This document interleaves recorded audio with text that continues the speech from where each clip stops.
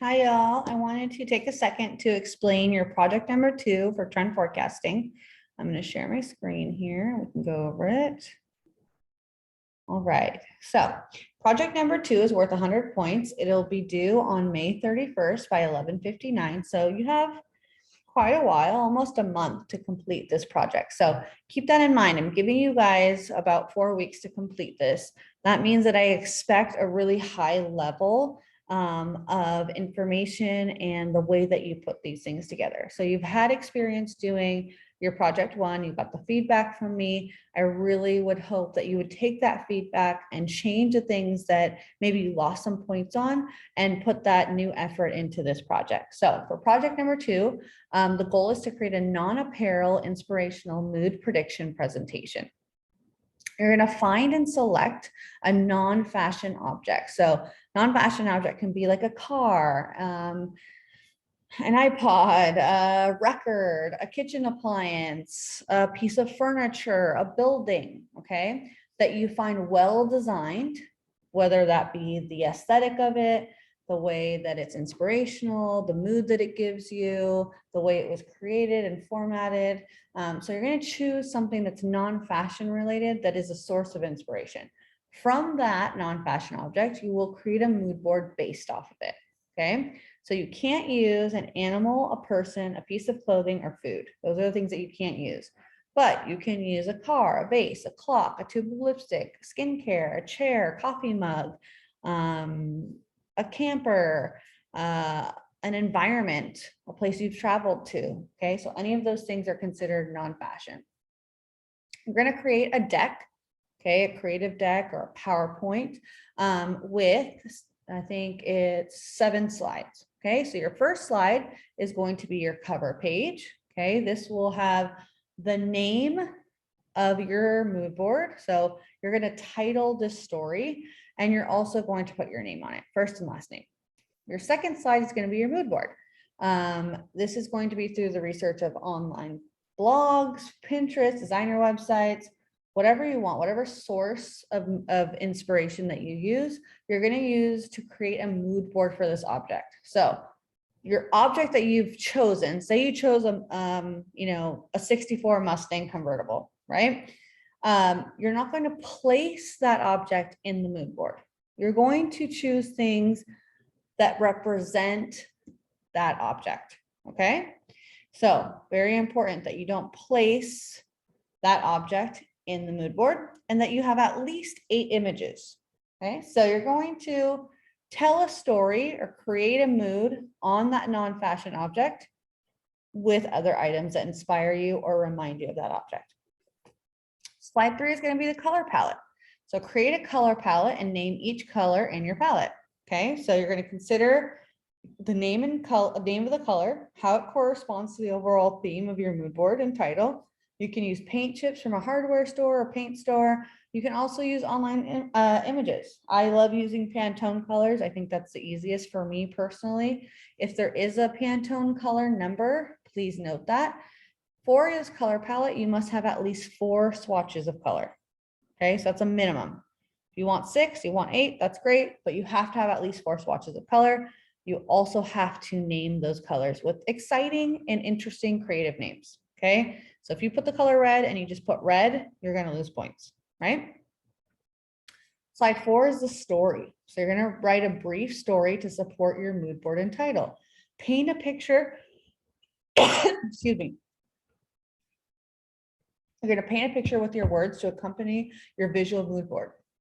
When you do your video presentation, you'll read this slide when you show us your mood board. So what your mood board has on it, you should be able to describe in words and paint us a picture, evoke emotion, tell us about your concept. So you're not describing a customer or writing a target customer profile, okay? You're describing the mood and theme based on the images that you've chosen. Think about the zeitgeist. Think about the spirit of the times. What mood does this board evoke? What feelings does it inspire? Okay, this must be 2 paragraphs with 8 sentences. So really think about storytelling here. Think about transporting us to a certain time or to a certain feeling or a fantasy and through your words that ultimately reflect your mood board. Okay. Slide 5 is all about supportive images. You're going to find a series of 4 to 8 fashion ensembles from fashion lines from a variety of different designers that support your mood board. So go back to your mood board, think about what the mood is and what the theme is, and then you're going to pick 4 to 8 images of fashion looks from runway that support that mood board. Okay, you're going to include the designer name and season with each image. Make sure that you have at least 2 designers in this section. Okay, so don't use only one designer in this section. Slide 6 is your non-fashion inspiration image. So place the inspiration image that you use to create your mood board here. This will be really interesting to see if we can decide what your image, what your non-fashion object is from the mood board, from the color palette, from the story, and from the supportive images. It'll be really fun to see if we guess that Mustang convertible, or if we guess that piece of furniture, or we guessed the tube of lipstick, right? So at the end, you're going to kind of surprise us and place that inspiration non-fashion object image into a slide. Yeah.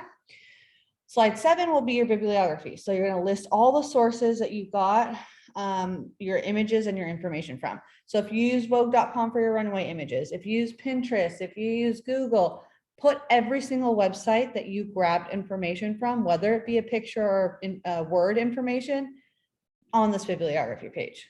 Okay, there has to be a minimum of at least 6 sites for your research that you did for this project. So if you don't have 6 sites, you got to do some more research. You're going to upload this final PDF or PowerPoint into Canvas and make sure that you have a creative theme to your project. So if you turn something in with a white background and black writing, you're going to get marked down points. Try to use Canva, Google Slides, make it a themed presentation. Okay, ultimately, it should reflect the story you're trying to tell. It's really, really important that you go that extra mile for this project. It's worth 100 points. Make sure that things are labeled. Make sure that things are not pixelated.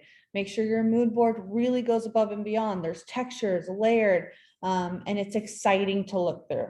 Okay, lastly, not part of this project specifically, but you're going to present this board to the rest of the class by uploading a video in the project 2 discussion thread, which comes a little bit later on. So work on this project 2 here, and then you can click here, the project 2 video presentations. Let's see if it'll work. Okay, and this will be also due May 31st. Okay, so you're going to video record yourself acting like you're presenting to an entire company of designers, buyers, and executive. You're going to film a video of yourself and you're going to embed it, okay, in the discussion post. So don't attach it, embed it. I want to be able to click on the discussion and watch your video from Canvas and not have to download it, right? So please don't lose points on that. Your video must be at least 2 minutes long. So make sure that you slow down, make sure that you're confident, make sure that you are not reading the slides, that you're telling a story, that you're confident in the knowledge that you have in your own design and your predictions. Going to be a very important part for this. So your presentation is going to include going over your cover page, your mood board, your color palette, your non-fashion images. You should also go over the supporting images. Okay. Part 2 is going to be providing feedback to 2 of your classmates with 20+ words, right? So both of these things are due May 31st. You obviously have to do project 2 before you can do the video presentation. Please reach out to me if you have any questions. I'm excited to see what you guys come up with. Thank you.